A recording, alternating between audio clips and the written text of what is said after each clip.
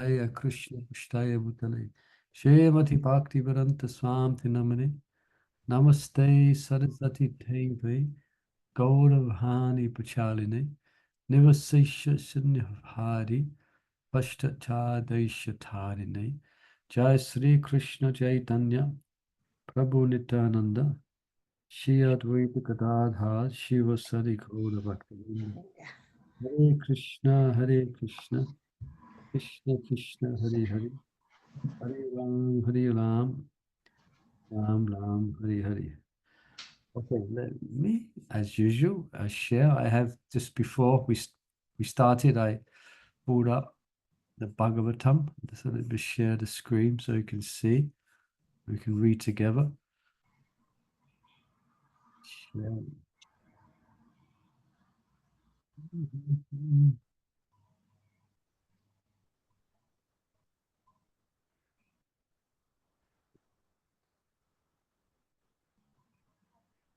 Okay, let's see what gets shared. Okay, I guess you can see my screen and everything on it. Okay, 1 second. Hare Krishna. I thought I got all prepared, but obviously not prepared enough. Okay, what about that? You can see 113? Yeah. Great. Fantastic. Hare Krishna. Okay, so this purport is a little bit lengthy, but not as lengthy as the last two slokas. Let's just see how we go. And someone would like to read the Sanskrit and the translation. Perhaps we'll share out the reading of the purport, a couple of paragraphs. Yeah, I can read. Go ahead. Thank you, Mother. Nigamakal. Nigamatkalpataror galitam phalam sukhamukadamrita drava samyutam pipada bhagavatam rasamalayam muhurahorasika bhuvibavuka. Translation. O expert and thoughtful men, relish Śrīmad-Bhāgavatam, the mature fruit of the desire tree of Vedic knowledge, of Vedic literatures. It is emanated from the lips of Śrī Śukadeva Gosvāmī. Therefore, this fruit has become even more tasteful, although its nectarean juice was already relishable for all, including liberated souls. Purport. Okay. Yeah, go ahead. In the two previous slokas, it has been definitely proved that the Śrīmad-Bhāgavatam is a supreme literature which surpasses all other Vedic scriptures due to its transcendental qualities. It is transcendental to all mundane activities and mundane knowledge. In this sloka, it is stated that the Śrīmad-Bhāgavatam is not only a superior literature, but is the ripened fruit of all Vedic literatures. In other words, it is the cream of the Vedic knowledge. Considering all this, patient and submissive hearing is definitely essential. With great respect and attention, one should receive the message and lessons imparted by the Śrīmad-Bhāgavatam. The Vedas are compared to the desire tree because they contain all things knowable by man. Right. They deal with mundane necessities as well as spiritual realization.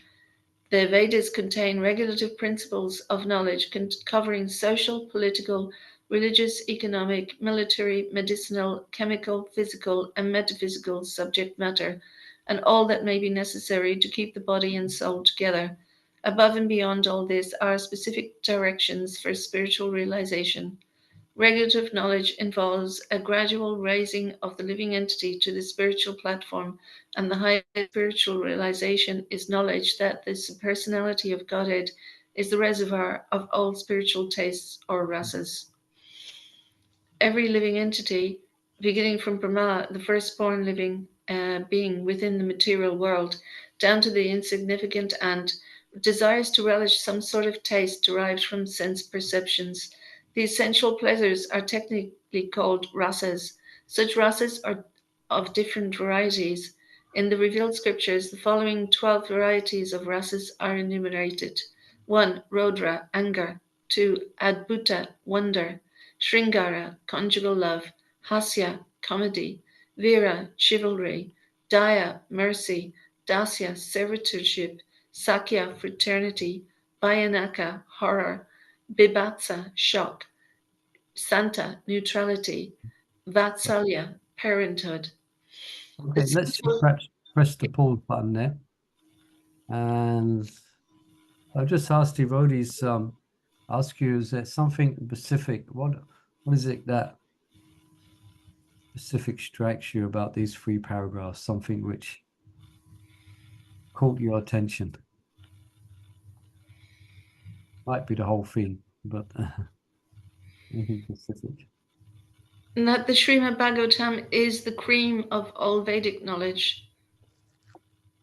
Yeah. Like there's a lot of different branches of Vedic knowledge, and it covers, like it said, it covers so many of the social, political, religious, all the different like ways of living and piously, I guess. But this Śrīmad-Bhāgavatam is the cream of the Vedic knowledge. Yeah, that's it. You got it in essence. Yeah. Something else? Yeah. It's a nice example because cream comes from milk, isn't it? Yeah. Comes from milk. So that's you could say it's the essence of the milk in a specific form. Yeah. So the Vedas are vast in their presentation, as Prabhupada is mentioning here. And it's quite interesting to hear what the Vedas cover. There is not anything outside of Veda, actually. Any knowledge that there is does not exist outside of Veda. Some of it may not be available to us today in its complete form, but it is there. I was just reading yesterday the Mahabharata and the Shanti Parva, and there's a section where Yudhisthira Maharaj is asking about the rise and need of kings, where it came from and why it's there. And then Grandfather Bhishma began to speak about the history beginning from the Krita age, from the Satya Yuga, and the gradual degradation.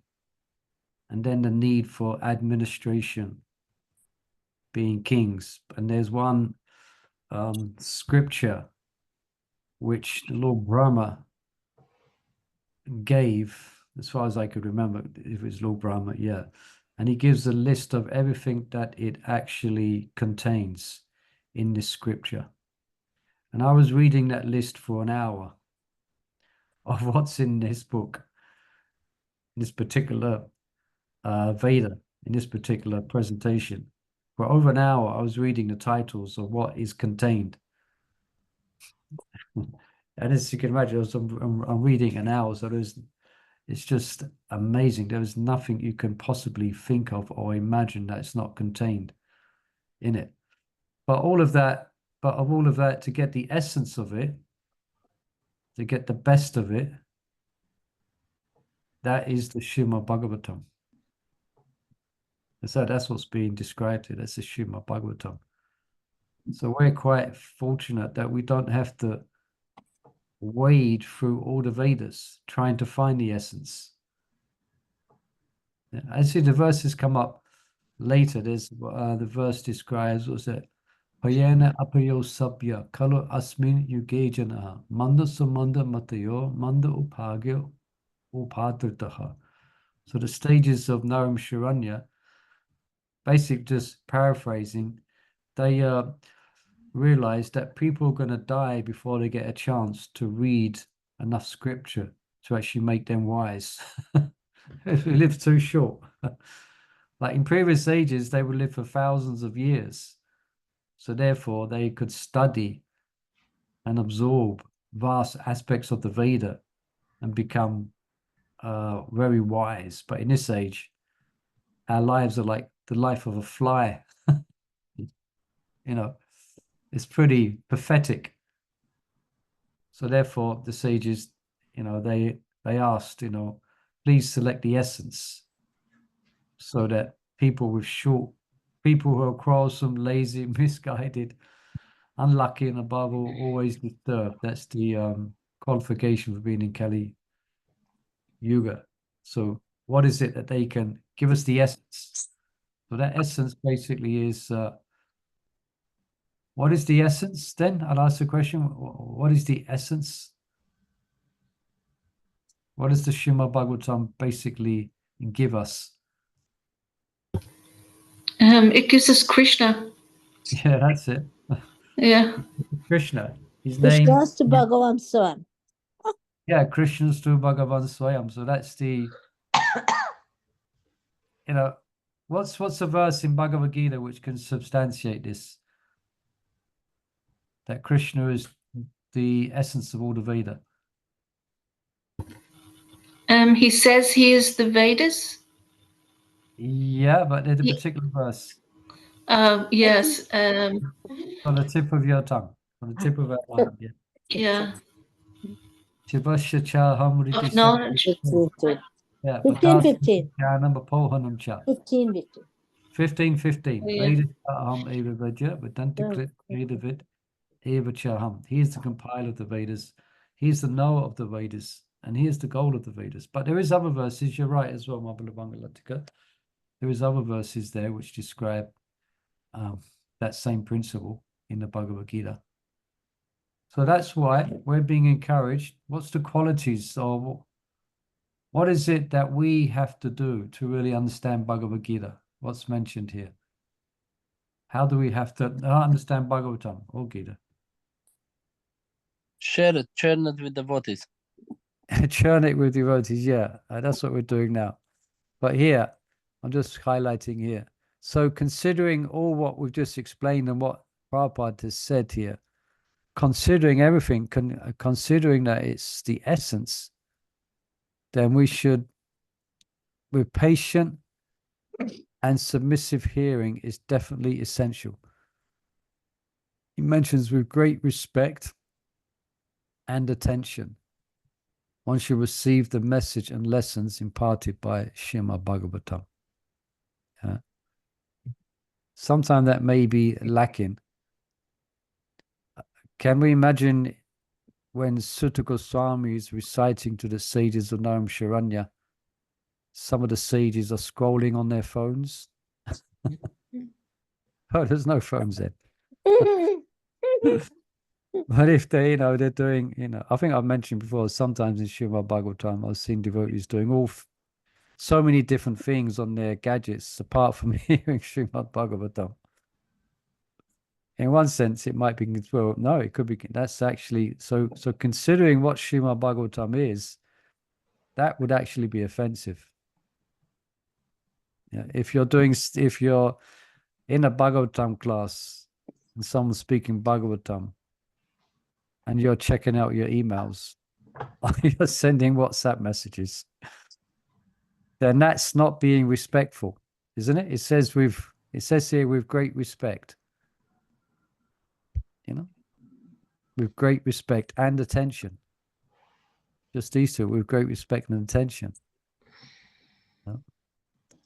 That's how we should receive it. Sorry?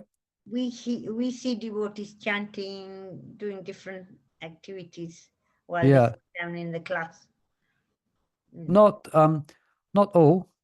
We have to say it's not, but sometimes we may even, I must admit, sometimes I've been guilty of perhaps this as well, at least in the beginning of the class, sometimes when they're chanting Jai Radha Madhav. But I try to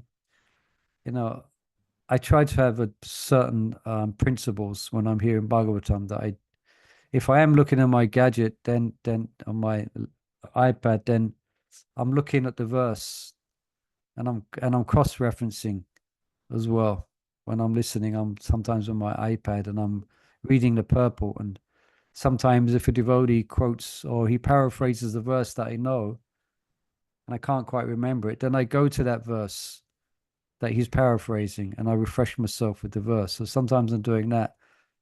Perhaps that might not always be the best for completely attentive hearing. Is it disrespectful to chant while a class is going on? No, or if you're listening, you should be chanting? Yeah, chanting is one thing, hearing is another thing. Yeah. Because I see, some people sometimes chanting while a class is going Yeah. on. Generally, these are generally, I mean, I see that as well, but these would be new people, new devotees generally I see, or just, they're hearing about the necessity of chanting and they become, they become enthralled by it and they take it up as a principle to chant, even when someone's giving Śrīmad-Bhāgavatam class. But I don't know if I mean, I find it myself, if I'm giving class and someone's chanting, then I'm not comfortable. No. I ask the person, if depends on the person, but I basically ask them to stop because I don't know, I guess it might be my false ego, but I'm actually speaking to someone and they're chanting and they're not listening. Well, they're chanting the holy name, which is good in one sense. But we have to be careful. I say that because there was an example given of a great, I'll just tell the story briefly. This was in Radhakund, and there was a greatly exalted speaker of Bhagavatam, which everyone would come to hear. And he was a very advanced soul, and everyone would come to hear his recital of Bhagavatam. When Odi and Babajis, everyone would come to hear from him. So there was one, I forget the name, but there's one very exalted Mataji, a Vaishnavi, who was very, very exalted. And she had this, because of her, I can say, because she had this certain habit that she could not stop chanting. She could Nice.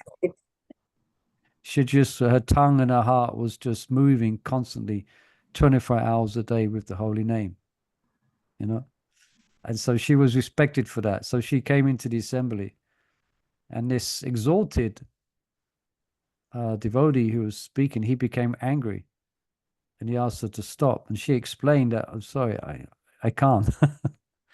It's quite a rasical thing. And so he became incensed, and then he offended her. Then eventually he fell down. Eventually he fell because he made a grave offense to this. Anyway, that's how can I say, that's not to be imitated. Anyway, back on this point, we should pay attention. Yeah, we should see. Yeah, I think I mentioned until we gave this presentation on attentive hearing, and there's one the word attentive is different Sanskrit. It's presented different ways in Sanskrit, and one of them was utkana, which means you perk up your ears. It's like a mental thing. It's not as if your ears move like that, but it's utkana. When you may hear someone, I don't know, what example can we give? If you may hear someone gossiping about you or something, or I don't know, you're hearing, something you make a mental effort for you to absorb that sound and to not be distracted. So you hear something about something, some gossip or something, it may be. Extended ears. Sorry? Extended ears. Yeah, extended ears. Then okay, what's all that about? So we should be like that with Bhagavatam. And then it have a profound effect upon us, Anyway. I have a question, Prabhu, regarding this Mataji and this Prabhu. Yeah. Prabhu, I understand that the she names. is chanting, but if she's chanting, no, and I don't know the names, Prabhu. I want to understand. But that devotee who said that is also right, because he's speaking about Lord, and then it is distracting. And also, if the Mataji is chanting all the time, she can Mananam, she can do that chanting inside. There are devotees who does chanting inside without showing to somebody. So if I think like that, why he fell down? Why Lord took that offense? this was quite a Sorry for this question, Prabhu. I don't have No. any right to ask why, but to understand. no, I mean, yeah, this is quite a unique example. And the details of it is, it's difficult to really understand the complete picture of it. But it is what actually happened. So Yes, I've heard it as well. I heard that as well. Yeah, I've heard it, but my Guru Maharaj, if someone is chanting, he sends them outside. He says, Yeah. you can go outside and chant because Yeah. here is for hearing. This is for Yeah, that's what I hearing. do as well. I tell them to go outside. If you want to chant, just go outside. Yeah, because otherwise this is really, really disrespectful if you're chanting when somebody is Bhagavatam Katha, doing Katha. Oh. Yeah.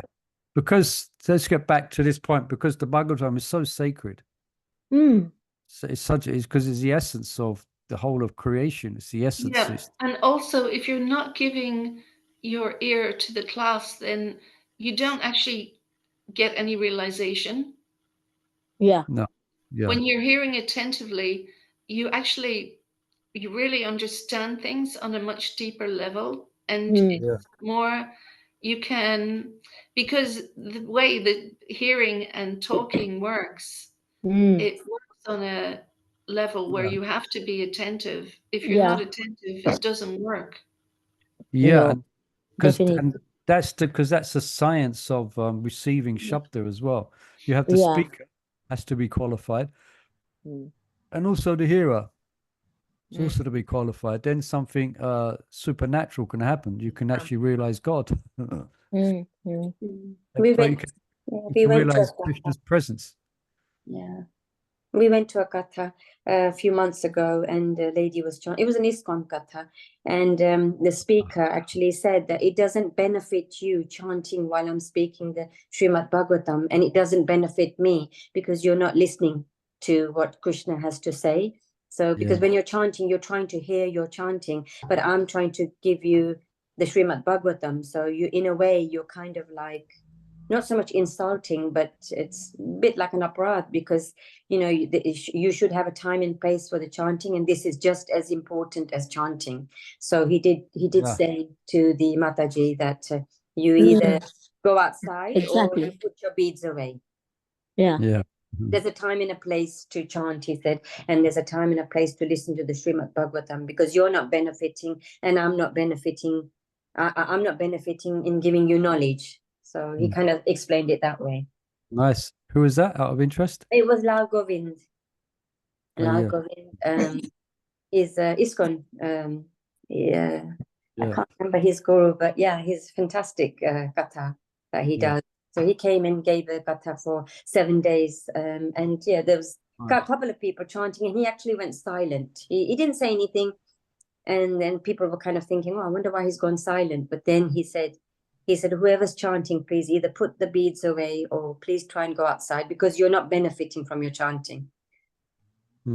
Okay, so it's quite straightforward. So this is what this is what the Prabhupada is bringing out here in the beginning of this purport. Yeah, the sacredness of the Bhagavatam. Yeah, how it's the essence of, so therefore it deserves a certain level of respect. So Prabhu, that devotee, why it happened, we don't know, Prabhu, huh? Without further study into it. Actually, the devotee is quite. If I remember rightly, I've got it because I give that example. I give a presentation on the 10 offenses to the holy name, based on one of my spiritual master's books, and he brings this up as a blaspheme of one should he brings this up as an example of what can happen to someone who offends a great devotee. So I'll have to revisit that and find out the names and perhaps read it over again and see if there's any more details there. But that is quite something to think about. Oh, that's difficult. All right, so then we read the 3 paragraphs there. Anything else from anyone? Did we read the 3rd paragraph? I think we did, isn't it? Yeah, we did. Well, there's so much here. You could elaborate on each sentence. It's very deep. But here, I found it interesting how Prabhupada speaks about the 12 rasas here. And he's going to expand upon this in the purple. But he kind of mixes the... Normally, when we hear about the rasas, we hear, Dasya ras, Sakya ras, Vatsalya ras, Madhurya ras. And then the another list is the indirect rasas. But here, Prabhupada mixes them all together. 1, anger. 2, adbhuta. 3, conjugal. 4, comedy. Vira, chivalry. 6, mercy. Dasya. 7, sakya. Then horror. Then bibhaksha. Shanta. And then vatsalya. You see, he mixes them all in. He doesn't give them, he gives them all together. So, they're all rasa. Nectar of devotion, didn't we? Yeah.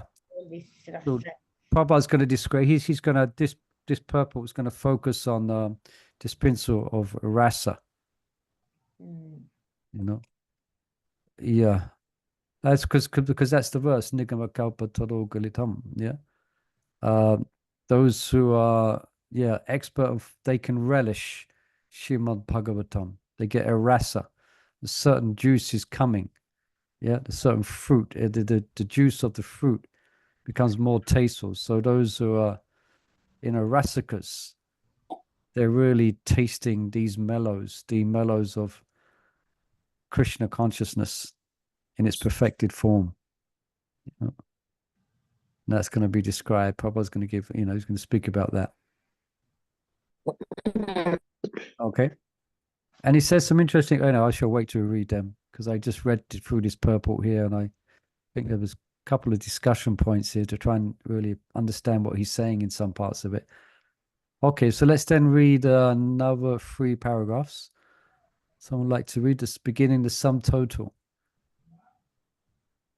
Yes, I can read. Can I read, Prabhu? Go ahead. Oh, sorry. Whoever reads first, reads first. Yeah. The sum total of all these rasas is called affection or love. Primarily, such signs of love are manifested in adoration, service, friendship, paternal affection, and conjugal love. And when these 5 are absent, love is present indirectly in anger, wonder, comedy, chivalry, fear, shock, and so on. For example, when a man is in love with a woman, the rasa is called conjugal love. But when such love affairs are disturbed, when such love affairs are disturbed, there may be wonder, anger, shock, or even horror. Sometimes love affairs between 2 persons culminate into ghastly murder scenes. Such rasas are displayed between man and man, and between animal and an animal. There is no possibility of an exchange or rasa between a man and an animal, or between a man and any other species of living beings within the material world. The rasas are exchanged between members of the same species. But as far as the spirit souls are concerned, there is one qualitatively with the Supreme Lord. Therefore, the rasas were originally exchanged between the spiritual beings and the spiritual whole, the Supreme Personality of Godhead. The spiritual exchange or rasa is fully exhibited in spiritual existence between living beings and the Supreme Lord. The Supreme Personality of Godhead is therefore described in the Shruti mantras, Vedic hymn, as the fountainhead of all rasas. When one associates with the Supreme Lord and exchanges one's constitutional ras with the Lord, then the living being is actually happy. These Shruti mantras indicate that every living being has its constitutional position, which is endowed with a particular type of rasa to be exchanged with the personality of Godhead. In a liberated condition only, this primary rasa is experienced in full. in the material existence, the rasa is experienced in the perverted form, which is temporary. And thus, the rasas of the material world are exhibited in the material form of raudra, anger, and so on. Shall I continue? Yeah, let's just see if there's any questions here. There's a question that, upon reading this, that generally comes up. Let's see if you might ask that question. Well, it says the rasas could be between a man and a man or an animal and animal. But what about people who have their dog or a cat? They have that much attachment for anyone. The animal has that much attachment for the person. Yeah, that's the question. You're asking the question, which generally comes up here. Prabhupada says there is no possibility of an exchange of rasa between a man. There's no possibility of a man and an animal, or between a man or any other species of living beings within the material world. They are exchanged between members of the same species only. But Maharaj Kishore is bringing up the point, which perhaps some of us also are thinking. But we see persons do have a relationship with a dog, isn't it? With a cat, with a horse. A cow. Yeah. When I was in India, yeah. And those who have, yeah. If you've had pets or you've worked with animals, you worked with cows or you worked with horses, then they all have specific personalities, and you get to know that specific personality. And especially if someone is a cowherd man, then they do have a relationship with the cows or with the horse. And especially we see in Western civilization how much people attach to their pets, especially dogs and cats. Where was I? They do reciprocate back, even dogs and cats. They do reciprocate. I think more dogs are reciprocating than cats. Yeah, cats are like cats, but let's not. But just like at the moment, outside the Sainsbury's here near the temple, there's this. She's quite yes, it's not. There's this homeless lady. She must be in a. It's difficult to tell. They generally look a lot older than what they are, but she looks like she's in her late 60s, and she sits out outside Sainsbury's, and her arms are embracing this dog. She sleeps with the dog, even when she's sitting there. The dog's, she's embracing the dog. Anyway, you get the picture. I'm sure you've seen it. So the question is, have you seen people with a push chair with the dog in the push chair? I've seen that. Yeah. And I go and I look in and I go, oh my God, it's a dog. Yeah, I've seen that many times on book distribution. You stop a lady and she has a pet dog in the pram, and you can tell that the relationship that she is seeing or having is one of a mother and a child, but it's a dog in the pram. Yeah. So anyway, they're going to born in a family of dogs then? Yes, of course. That's obvious, if they die in that conflict. Prabhupada mean here. When I read this earlier, I was thinking about this and thinking, well, actually, it's if we consider that even children, they can develop a rasa and a relationship even with inanimate objects, dolls, dolls and bears, and children, they have this like imagined relationship. So people do have these relationships between pets or etc. But actually, my kind of thoughts on this, perhaps other devotees can also help us to understand. But my thoughts on this is that, actually speaking, it can only, as Prabhupada says here, really actually speaking, the rasas are only in their natural state exchanged between one species. And because I don't know if I'm going around the bush here trying to explain myself, but because these rasas they're part of the soul, because originally it's part of the soul's relationship with God. So it's going to come out. And in this crazed material world, well, in this, if it's not going to come out between one species, one's going to kind of established a relationship even with cats or dogs, or am I making sense here? It's going to come out. It's going to come out in a perverted, with even it's going to come out in a perverted form, because our relationships here on the material platform and the rasas we experience, that's a perversion of our original rasa of relationship with Krishna. But then there's a perversion of the perversion, where it gets more degraded and people develop this kind of rasa with other species. Anyway. Yes, I was saying that how we have love for Krishna, but because we don't understand, it's not fulfilled. So we use, like you said, perverted. We use that to love other souls, you know. Yeah. And we put that love in those souls, you know, with those. Yeah.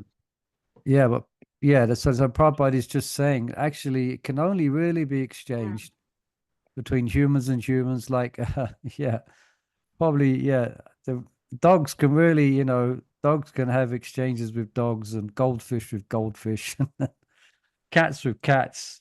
So, that's in its kind of natural state. Humans with humans.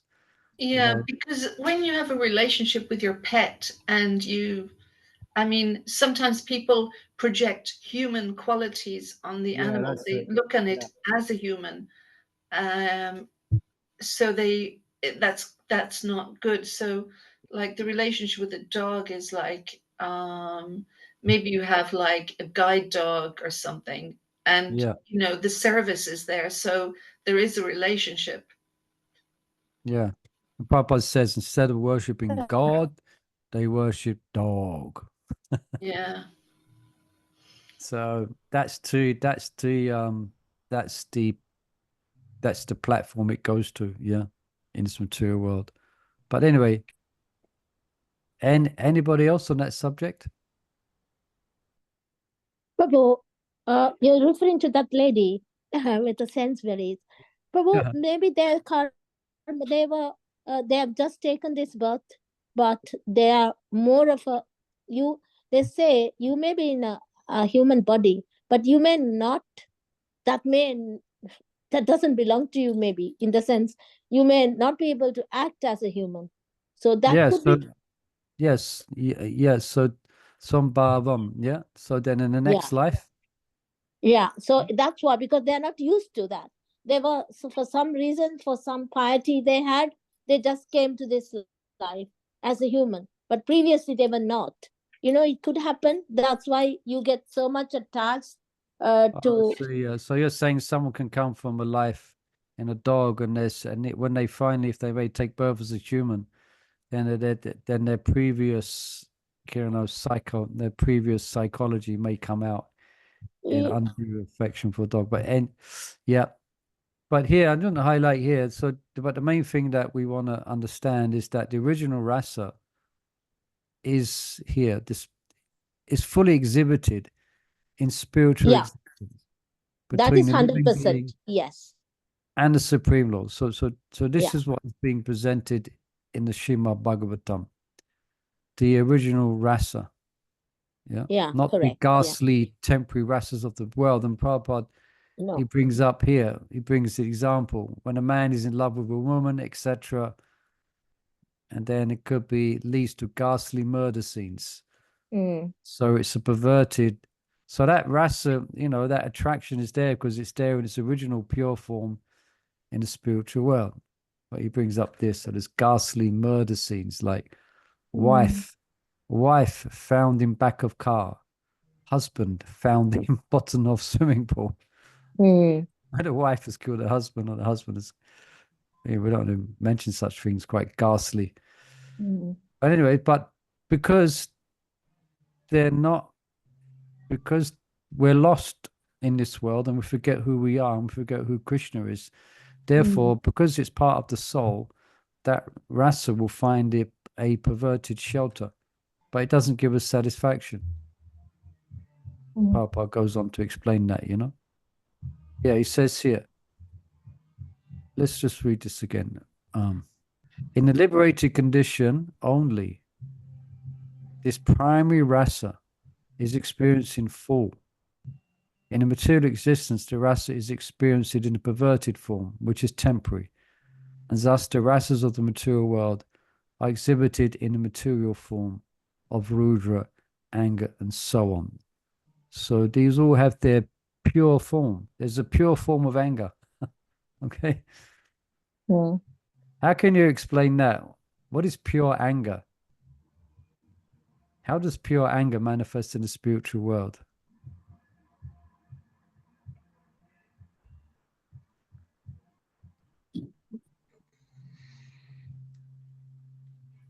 Because, like say, in the material world, our anger is more emotional to what we're feeling. Yeah. And what I'm asking is how, Yeah. where do you see anger in the spiritual world? If there is a disturbance there won't be disturbance in serving the Lord in the spiritual world. That's what they say. But if there is a disturbance, then that can happen. Yeah. So what type of disturbance? So what type of disturbance? Anger's there, you know how the gopis do get angry with Krishna. Yes, this is what I want to bring out. Yes. So the Man. anger's there, but Sometimes Radharani gets very angry with Krishna. She refuses to look at him, refuses to speak to him, doesn't want anything to do with that rascal. Oh my Lord. Get him out of here. She goes into a man. But it's a manifestation of Krishna. Pure love. It's pure. And, you know, I was reading today, actually, I was quite shocked. I was reading today about Parikshit Maharaj in the womb and Krishna going to save him. And it says when Krishna appeared in the womb, he was like, his eyes were red with fury and his club was dancing around. And I thought, I was so shocked because I've never heard anything like that before. Like Krishna's eyes were red with fury. And it sounded like he was like really angry. And I was like, wow, that's quite unusual. Then you have Lord Nrsingadev. Oh, yeah, of course. Yeah. So, yeah, it's like, we'll just go back. You see all these, I think we read in the Nectar Devotion, isn't it? All these wonder, there's all examples given. Rupa Goswami gives example of all of these in the Nectar Devotion. Comedy, chivalry, Grandfather Bhishma, for instance, shock. You know, there's one of these shock, I remember now in the Nectar Devotion. Let me get this right. One devotee was, Krishna was disguised as, I think he was disguised as Abhimanyu, if I got that right. And one devotee was so angry with Abhimanyu in kind of keeping Radharani locked up, you know, that he began to chastise Krishna dressed as Abhimanyu really severely, you know. Then Krishna revealed that actually it's not Abhimanyu, it's Krishna. He was shocked. He went into a state of shock. I think Rupa Goswami gives that example. But anyway, so point here that all these rasas in their pure form are to be found within the spiritual world and actually within the pages of Śrīmad-Bhāgavatam, especially 10th canto. You know? Actually, I was going to ask you. I also read about that Abhimanyu story, but the one I read was... Perhaps I got it wrong, but go on, yeah? No, what I read was like different how ones. Krishna goes disguised as Abhimanyu and telling Jatila Kotila, so to say, and then he's with Radharani.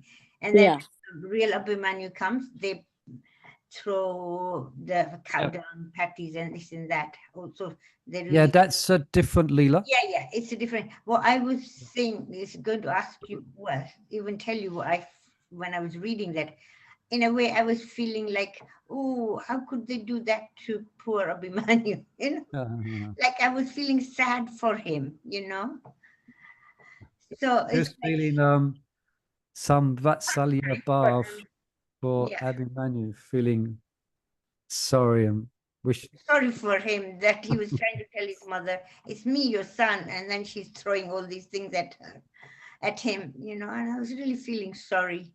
I said, oh, he's enjoying himself because he was with Radharani. Yeah, it's a wonderful story. It's a really yeah. There's quite some, we might be generally, at least, you know, we understand that as devotees that the spiritual world is compared to impersonalists, that the spiritual world contains Leela, it contains pastimes, and it contains emotions. But perhaps we don't really understand the intensity of the emotions that's exhibited in the spiritual world. Some of the stories, they get, you know, the gopis and the gopas and etc. They get the emotions they experience are like pretty intense, very, very strong, very strong. But it's all in relationship to Krishna. What's that verse? All glories to Radha's love for Krishna, although it is ever expanding, it is filled with humility. In other words, she always considers herself very humble. And although it is pure, it is beset with duplicity. Yeah. So all glories to Radha's love for Krishna. Although it is pure, it is full of duplicity. Excuse me. So they don't seem to go together. You know, when someone's duplicitous, it's a very negative. You know, it's not. It's a material. You know, in a material world, someone is duplicitous. But although Radharani's love is pure, it is full of duplicity. So that means it's full of intrigue, it's full of secrets, it's full of, you know, it's full of lies. Like the gopis lie like anything to try and get Krishna's attention, or they tell blatant lies to Padma or blatant lies to Chandravali. In order, you know, the gopis will say blatant lies just to get Krishna to come in the direction of Radharani instead of Chandravali, and vice versa. They get very emotional, but it's all a manifestation of love for Krishna. So it's all relishable by rasikas. Those are real, and rasa, those are in transcendental rasa, then they like this, they relish it, you know. Yeah. All right, should we read a bit more? Huh? And any other questions, any comments, please? Yeah. I was thinking by understanding, trying to understand a little bit, you see those ras like the anger, like say Radharani's man, you can see in a different light when you try to understand it a little bit. I mean, you can't. Yeah, you see it in you see it in the correct light, and it's and you can appreciate it. Yeah, that before you think, oh, she's got man, but she also feels sad for doing that actions because she knows that Krishna is getting hurt. You know, and she loves him so much. Yeah, Radharani is one of her emotions are deep, and they're like waves, you know, in an ocean. So sometimes she's exhibiting 4, 5, 6, or 7 different emotions at one time, you know. So but there's you know, we're going to go into rasa here, but there's an underlying rasa that's called staihi bhava, underlying relationship. Like Radharani's love for Krishna is madhurya, and then within that, when that gets churned by Leela, then the other things come out: Rudra, anger, shock, like that. And it got churned by Leela and pastimes. Then all these different additional rasas manifest. These secondary rasas manifest. You know, it's all nectar of devotion. Yeah. All right, Shri. There's me. I was thinking I better get some more verses ready because we might go through this quick. But now we're just on a few paragraphs and it's 6:55. But this is wonderful. All right, so let's try and read a couple more. Yeah, perhaps one more paragraph. And where did we get to? Was it here? 1, 2, 3. Therefore, I think. Therefore, okay, let me have a read. If you don't mind, I'll jump in. If yeah, it's my last chance to read. I'll be traveling tomorrow. So, okay, therefore, one who attains full knowledge of these different rasas, which are the basic principle of activities, can understand. Yeah, just like you're saying, Mother Chandrawali, they can understand the false representations of the original rasas, which are reflected in the material world. The learned scholar seeks to relish the real rasa in the spiritual form. In the beginning, he desires to become one with the Supreme. He desires to become one with the Supreme.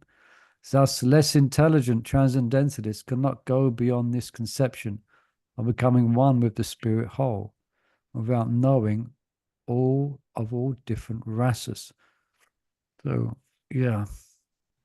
In this sloka, it is definitely stated that the spiritual rasa, which is relished even in the liberated stage, can be experienced in the literature of the Śrīmad-Bhāgavatam. Okay, all these rasas can be experienced due to its being the ripened fruit of all Vedic knowledge. By submissively hearing this transcendental literature, one can attain the full pleasure of his heart's desire. That sounds very attractive, isn't it? The full pleasure of your heart's desire. You know, full pleasure. You cannot find full pleasure of your heart's desire in the material world. But in the pages of Śrīmad-Bhāgavatam, you can find it. He goes, it was brought by Narada Muni from the spiritual world and given to his disciple Srila Vyasadeva. So it's handed down, you know, just picture it handed down. So I'm describing like the fruit is handed. It's not thrown from the top branch right down. It's handed down carefully. Okay. It was brought by Narada Muni from the spiritual world and given to his disciple Srila Vyasadeva. The latter in turn delivered the message to his son Śukadeva Gosvāmī. And Srila Śukadeva Gosvāmī delivered the message to Maharaj Parikshit just days before the king's death. Srila Śukadeva Gosvāmī was a liberated soul from his very birth. He was liberated even in the womb of his mother, and he did not undergo any sort of spiritual training after his birth. At birth, no one is qualified, neither in the mundane nor in the spiritual sense. So everyone, yeah, there has to be some samskara done. Yeah. But Śrī Śukadeva Gosvāmī, due to his being a perfectly liberated soul, did not have to undergo an evolutionary process for spiritual realization. Yet despite his being a completely liberated person, situated in a spiritual position above the three modes of material nature, yeah, it's that verse, Atmarāmashtamanayo, Nagranti api yorukrame, yeah. He was attracted to the transcendental rasa of the Supreme Personality of Godhead, who is adored by liberated souls who sing Vedic hymns. The Supreme Lord's pastimes are more attractive to liberated souls than to mundane people. He is of necessity not impersonal, because it is only possible to carry on transcendental rasa with a person. So Prabhupada is paraphrasing this verse here in this last part. Atmarāmashtamanayo, Nigranti api yorukrame, Gavoti hodikim bhaktim itam puto kono hari. So all writers of Atmaramas, even though being devoid of all material attraction, they become attracted to Krishna. This means Krishna is completely transcendental. That's the basically essence of the verse. But with little or no time left, yeah, any comments here? I was going to make one point. Well, if there's any comments or questions first.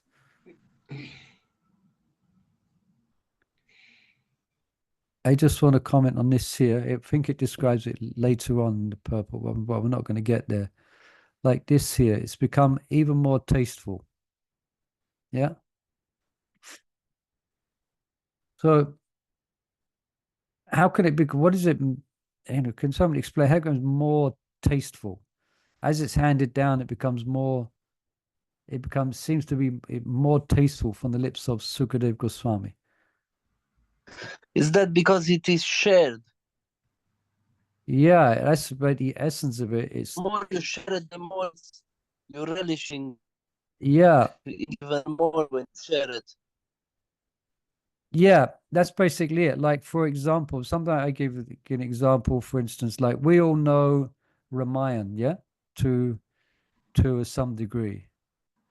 And this came to my mind. I was listening, this was years ago, listening to one of a very great reciter of Leela and pastimes who does it with so much bhav and emotion is Radhanath Swami. You know, you hear him. So like we all know Ramayan, but when he speaks it, it's like it becomes more tasteful because he's relishing it, just like he's like chewed it. He's chewed it and he's digested it, and then he's speaking it.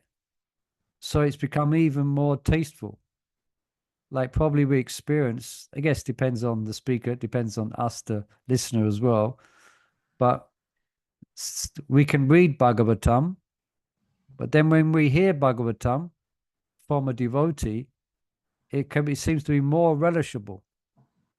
Yeah, because they've chewed on it, so to speak. They have, you know, they've been relishing it and they speak from the heart.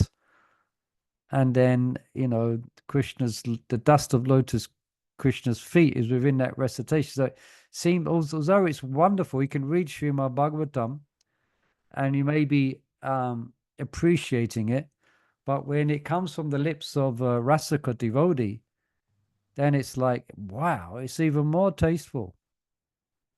So it's not as if, I can explain, it's not as if, yeah, it may not be, I'm not sure that each devotee's got, anyway, perhaps I'll stop what I was trying to comment there. But yes, it becomes more tasteful, it becomes more relishable.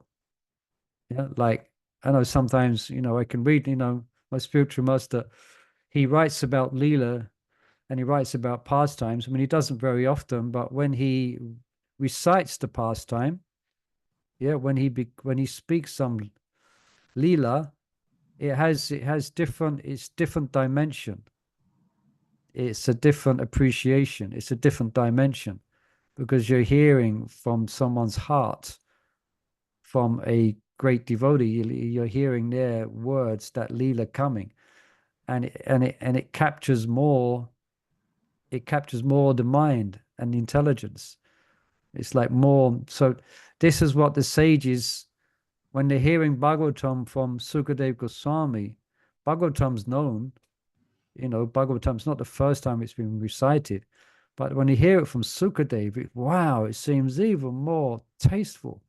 Although its nectarean juice was already relishable for all, but coming from Śukadeva, it's like amazing. So I mean, and that's why they all gathered when they heard that Śukadeva Gosvāmī was giving Bhagavatam class, and everyone came, yeah, because they knew they're going to relish it because he's such an exalted soul. They're hearing it from him, and that's why the example is given. Just like the beaks of a parrot, you know, it makes the mango sweeter, you know. So that's the principle, you know. All right. And perhaps any comments on that? Yeah. Isn't it the same when some senior guru or they coming and everybody like flocks in? He's going to give a class. Let's just, you know, everyone to want to listen and tune in. Yeah. It's just the nectar is the way. Yeah. They speak. It's the mood. You know, what comes, the nectar that comes out of the words they speak. Yeah. And that's what I mean. I was in Birmingham over the weekend, and one devotee asked a question that, you know, kind of the question was saying it's not right when we get a sannyasi or, you know, senior devotee come, all the devotees come to listen, but when someone else is giving class, then hardly anyone comes. You know, so it was like a bit of a not criticism exactly. So but I was thinking, but I was saying, well, that's only natural. There's nothing you can do about it. You know, devotees, when an exalted devotee is speaking, then devotees are attracted because devotees are looking, they're like bees, and they're attracted to that. You know, when your spiritual master comes, then everyone gets just a natural attraction to this principle of hearing Krishna Katha. You know, but in one sense also, Krishna can manifest to anyone at any time as well. That's another principle as well, you know. Sometimes a younger devotee may give a class. I mean, one time, but there was one young Mataji gave class. This was some time ago. And he's younger, you know, it was really nectar, really nectar class. Really good. You did very well, you know. But, you know, you get the point I'm making here? Am I just mumbling on a bit? No, because you also feel when a senior devotee, like we hear a moment's association of a senior devotee, you know. Yeah. You want yeah, but associating with senior devotees, it means hearing from them. Yeah. That's the principle. It's not just we want to get near, but we want to hear. So a moment's hearing from them. Yeah, hearing. Then we hear, and then we become enlivened. That you know, the Krishna's presence is manifest in their sound vibration. You know, and it can be quite transformational. All right. So we're not going to finish this verse today, and I don't know when we might finish it. But please, devotees, you're going to be carrying on, is it? You're going to be reading We're hoping. Leela and Rita, or you have some plan? Yeah. So I would definitely be out of touch. Let's see how it goes, because I'm going to be in America, and although we got a lot of students, there's 5 or 6 teachers, so I might get some downtime. So we'll see if we can, you know, join you. If you do, then can you let? I will. Who knows? Oh yeah, you're going to Raj, isn't it? Yeah. Oh, I will keep up with maybe Gayatri or Sajjad. Yeah. But for now, just take it that I won't be there for the next 3 weeks. But if I do see a window and a possibility, then I should come galloping. Yeah, or when you're back for a few days and you feel like it, then yeah, I'll let you know. But please continue to flow for Krishna Gata. Okay, thank you, devotees. Let's see. Thank you for joining us this evening, and look forward to getting together at some point. Okay. Prabhupada ki Jai. Modi Prabhu ki Jai.